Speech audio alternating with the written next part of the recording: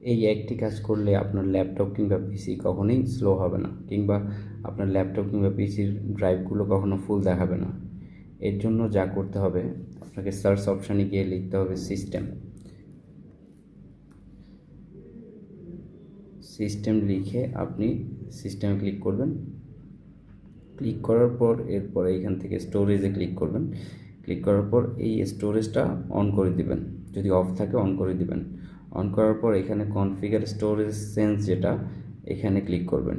Click করার পর এখানে টেম্পোরারি ফাইল যেটা দেখাচ্ছে স্টোরেজ সেন্সে, এটাকে 14 ডেজ করে দেবেন। 14 ডেজ করলে 14 ডেজ পর পর আপনার যে ফাইলগুলো আছে, যেগুলো হচ্ছে যে টেম্পোরারি ফাইল, এগুলো অটো ডিলিট হয়ে যাবে।